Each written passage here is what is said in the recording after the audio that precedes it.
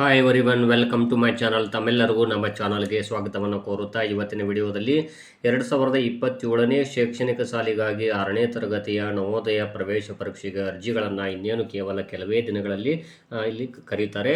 ಇಲ್ಲಿ 5ನೇ ತರಗತಿ ಈ ವರ್ಷ ಯಾರು ಕಲಿತಾ ಇದ್ದೀರಿ ಆ ವಿದ್ಯಾರ್ಥಿಗಳಿಗೋಸ್ಕರ ಇಲ್ಲಿ ನಾನು ನವೋದಯ ಪ್ರವೇಶ ಪರೀಕ್ಷೆಯ ಒಂದು ಕೋಚಿಂಗನ್ನು ಯೂಟ್ಯೂಬ್ ಚಾನಲಲ್ಲಿ ಪ್ರಾರಂಭ ಮಾಡಿದ್ದೀನಿ. ನಮ್ಮ ಚಾನಲಲ್ಲಿ ಬರುವಂತಹ ವಿಡಿಯೋಗಳು ತಮಗೆ ತುಂಬ ಉಪಯುಕ್ತವಾಗ್ತವೆ. ಎಕ್ಸಾಮನ್ನು ಯಾವ ರೀತಿ ಫೇಸ್ ಮಾಡಬೇಕು, ಯಾವ ರೀತಿಯ ಸಿಲೆಬಸ್ ಇದೆ ಅನ್ನೋದು ಕೂಡ ನಾನು ತಮ್ಮೊಂದಿಗೆ ಹಂಚ್ಕೊಳ್ತಾ ಇದ್ದೀನಿ. ಹಾಗಾದರೆ ತಾವುಗಳು ನಮ್ಮ ಚಾನಲ್ ಫಸ್ಟ್ ಟೈಮ್ ನೋಡ್ತಾ ಇದ್ದರೆ ತಾವುಗಳು ಚಾನಲ್ ಸಬ್ಸ್ಕ್ರೈಬ್ ಆಗಿ ಪ್ರತಿನಿತ್ಯ ನಾವು ಹಾಕೋ ವಿಡಿಯೋಗಳ ನೋಟಿಫಿಕೇಶನ್ ನೇರವಾಗಿ ಬರುತ್ತೆ. ಬೆಲ್ ಐಕನ್ ಕೂಡ ಪ್ರೆಸ್ ಮಾಡಿ ಅಂತ ತಿಳಿಸುತ್ತಾ, ಈಗಾಗಲೇ ನಾನು ನವೋದಯದಲ್ಲಿ ಬರುವಂತಹ ಮೆಂಟಲ್ ಎಬಿಲಿಟಿ ಆಗಿರ್ಬೋದು, ಕನ್ನಡ ಭಾಷಾ ಪರೀಕ್ಷೆ ಮತ್ತು ಅಂಕಗಣಿತದ ಬಗ್ಗೆ ವಿಡಿಯೋಗಳನ್ನು ಅಪ್ಲೋಡ್ ಮಾಡ್ತಾ ಇದ್ದೀನಿ. ಇವತ್ತು ನಾನು ಈ ಮಾದರಿ 4ಕ್ಕೆ ಸಂಬಂಧಪಟ್ಟ ಒಂದು ಕ್ವಶನ್ ಪೇಪರ್ ಯಾವ ರೀತಿ ಇದ್ದು ಅನ್ನೋದನ್ನು ಈ ಹಿಂದಿನ ವರ್ಷಗಳಲ್ಲಿ ಕೇಳಿರುವಂಥ ಕ್ವಶನ್ ಪೇಪರ್ ನೋಡೋಣ. ಹಾಗಾದರೆ ಇಲ್ಲಿ ಮೊದಲನೇದಾಗಿ ನೋಡ್ತಾ ಹೋಗಿ ಇಲ್ಲಿ ಕೊಟ್ಟಿರುವಂಥ ಒಂದು ಸಮಸ್ಯೆ ಚಿತ್ರ ಇದೆಯಲ್ಲ, ಇದು ಮಾದರಿ 4ಕ್ಕೆ ಸಂಬಂಧಪಟ್ಟಂತಹ ವಿಡಿಯೋ ಆಗಿರುತ್ತೆ. ಏನು ಮಾಡಲ್ 4 ಅಂದರೆ ಇಲ್ಲಿ ಕೊಟ್ಟಿರುವಂತಹ 3 ಸಮಸ್ಯಾ ಚಿತ್ರಗಳ ನಂತರ 4ನೇ ಚಿತ್ರ ಯಾವುದು ಬರುತ್ತೆ ಅಂತ ತಾವು ಇಲ್ಲಿರುವಂಥ 4 ಆಪ್ಷನ್ಸ್ಗಳಿಂದ ಕಂಡುಹಿಡಿಯಬೇಕಾಗುತ್ತೆ. ಹಾಗಾದರೆ ಇಲ್ಲಿ ಕೆಲವು ಸಾರಿ ಏನಿರುತ್ತೆ ಅಂದರೆ ಕ್ರಮಾನುಗತವಾಗಿ ಸೀರಿಯಲ್ ಆಗಿ ಬಂದಿರ್ತಾವೆ. ಆದರೆ ಕೆಲವು ಸಾರಿ 1 ಮತ್ತು 3ನೇ ಚಿತ್ರ ಸಮಯ ಇರುತ್ತೆ, 2 ಮತ್ತು 4ನೇ ಚಿತ್ರ ಸಮಯ ಇರುತ್ತೆ. ಇಲ್ಲಿ 4ನೇ ಚಿತ್ರ ಯಾವ್ದು ಅನ್ನೋದನ್ನು ಇಲ್ಲಿ ನೋಡಿ ಕಂಡುಹಿಡಬೇಕಾಗುತ್ತೆ. ಈ ರೀತಿ ಇರ್ತಾವೆ. ಹಾಗಾದ್ರೆ ನೋಡೋಣ. ಇಲ್ಲಿ ನೋಡ್ಬೋದು, ಇಲ್ಲಿ 2 ಸ್ಮಾಲ್ ಅಂತ ಒಂದು ವೃತ್ತಗಳನ್ನು ಇಲ್ಲಿ ಒಂದು ಕಡೆ ಬ್ಲಾಕ್ ಮಾಡಲಾಗಿರ್ತದೆ, ಅಂದರೆ ತುಂಬಿರ್ತಾರೆ.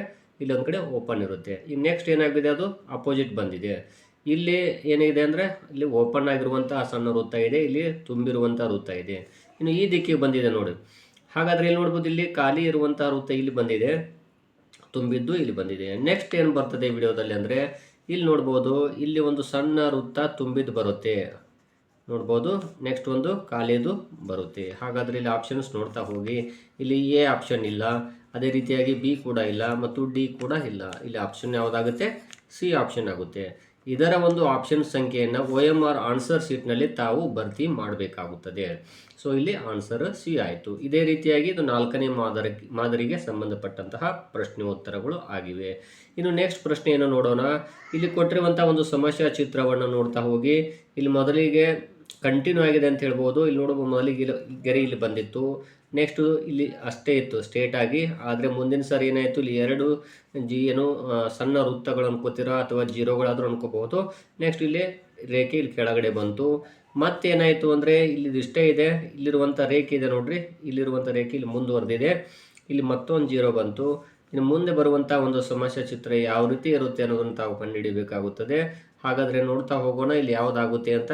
ನೋಡ್ಬೋದು, ಇಲ್ಲಿ ಡಿ ಆಪ್ಷನ್ ಆಗುವುದಿಲ್ಲ, ಸಿ ಆಗುವುದಿಲ್ಲ.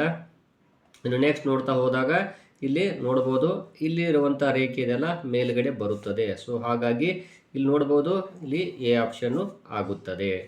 ಇನ್ನು ನೆಕ್ಸ್ಟ್ ಇಲ್ಲಿ ನೋಡೋಣ. ಇಲ್ಲಿ ಕೊಟ್ಟಿರುವಂಥ ಒಂದು 3 ರೇಖೆಗಳಿರುವಂಥ ಒಂದು ಆಕೃತಿ ಈ ರೀತಿ ಇತ್ತು. ಅದನ್ನೇ ಏನಾಯಿತು ಅಂದರೆ ಅಪೋಸಿಟ್ ಬಂದಿದೆ.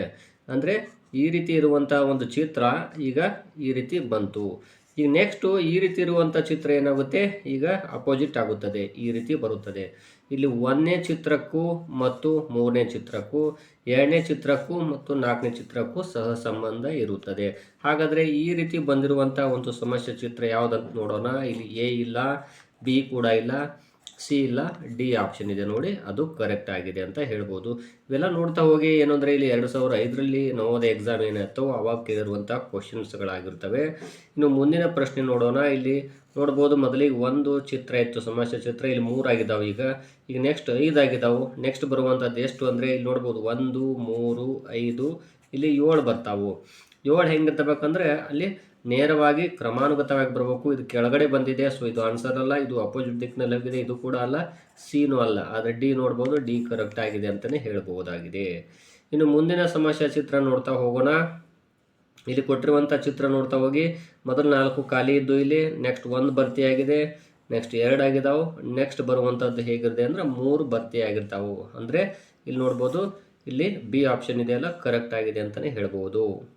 ಇನ್ನು ಮುಂದಿನ ಪ್ರಶ್ನೆಯನ್ನು ನೋಡೋಣ. ಇಲ್ಲಿ ನೋಡ್ಬೋದು, ಇಲ್ಲಿ ಕೊಟ್ಟಿರುವಂಥ ಒಂದು ಏರೋ ಮಾರ್ಕ್ಗಳನ್ನು ನೋಡ್ತಾ ಹೋಗಿ, ಮೊದಲಿಗೆ ಈ ದಿಕ್ಕಿನಲ್ಲಿತ್ತು, ಈಗೇನಾಗಿದೆ ಅಂತ ನೋಡ್ತಾ ಹೋಗಿ, ಇಲ್ಲಿ ಕೊಟ್ಟಿರುವಂಥ ಬ್ಲಾಕ್ ಇದೆಯಲ್ಲ ಸೇಮ್ ಆಗಿದೆ, ಆದರೆ ಏರೋ ಮಾರ್ಕ್ ಈ ಕಡೆ ಬಂದಿದೆ ನೋಡ್ರಿ. ನೋಡ್ಬೋದು, ಒಂದು ಮೇಲುಗಡೆ ಹೋಗಿತ್ತಲ್ಲ ಅದು ಕೆಳಗೆ ಬಂದಿದೆ, ಒಂದು ಈ ಕಡೆ ಹೋಗಿದೆ. ಇನ್ನು ನೆಕ್ಸ್ಟ್ ಏನಾಗುತ್ತೆ ಅಂದರೆ ಇಲ್ಲಿ ಬರುವಂಥ ಚಿತ್ರ ಹೇಳ್ತೀನಿ ನೋಡ್ರಿ, ಅಪೋಸಿಟ್ ದಿಕ್ಕಿನಲ್ಲಿನೇ ಬರ್ತಾವೆ.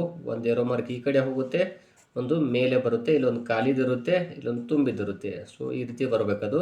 ಹಾಗಾದರೆ ನೋಡ್ತಾ ಹೋಗಿ ಯಾವುದಿದೆ ಅಂತ ತಾವು ಕೂಡ ಹೇಳ್ಬೋದಾಗಿದೆ, ಇಲ್ಲಿ ಯಾವ ಸಮಸ್ಯೆ ಬರುತ್ತದೆ ಅಂತ.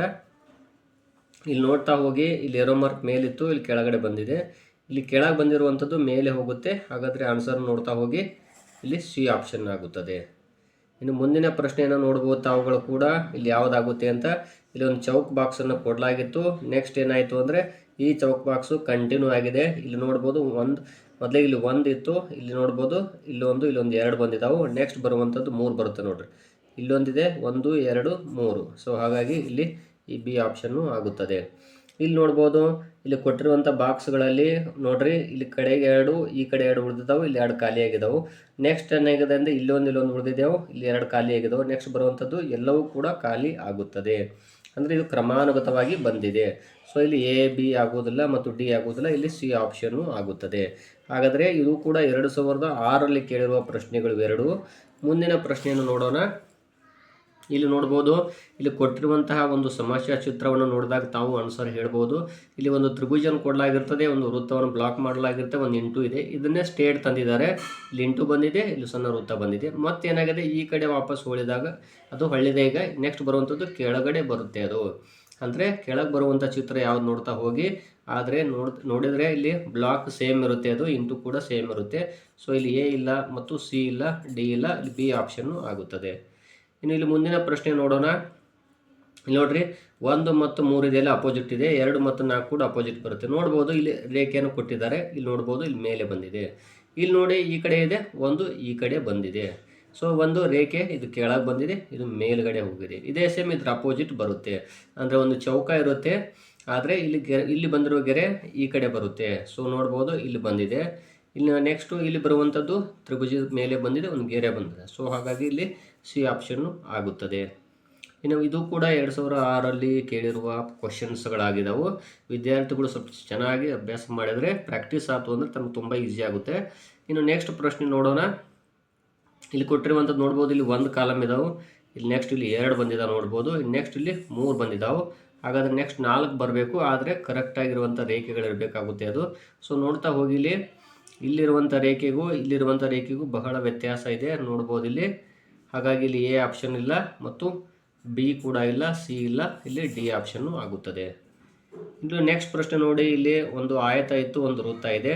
ನೆಕ್ಸ್ಟ್ ಒಂದು ಆಯತ, ಒಂದು ನೆಕ್ಸ್ಟು ಇಲ್ಲಿ ಒಂದು ಚಿಕ್ಕದಾದಂಥ ಆಯತ ಇದೆ. ಆದರೆ ಇಲ್ಲಿರುವಂಥದ್ದು ಇಲ್ಲಿ ಮೇಲಿತ್ತು, ಇಲ್ಲಿ ಕೆಳಗೆ ಬಂದಿದೆ. 1 ಮತ್ತು 3 ಸಮ ಇದ್ದಾವೆ. 1 = 3 ಸಮ, 2 = 4 ಇದೆಲ್ಲ ಅದು ಸಮ ಆಗುತ್ತೆ. 4ನೇ ಚಿತ್ರ ಯಾವ್ದು ಬರುತ್ತೆ ನೋಡೋಣ, ಅಪೋಸಿಟ್ ಬರಬೇಕದು. ಸೊ ನೋಡ್ರಿ, ಇಲ್ಲಿ ಮೇಲಿತ್ತು, ಇಲ್ಲಿ ಕೆಳಗೆ ಬಂದಿದೆ, ಅದು ಒಂದೇ, ಮತ್ತೇನು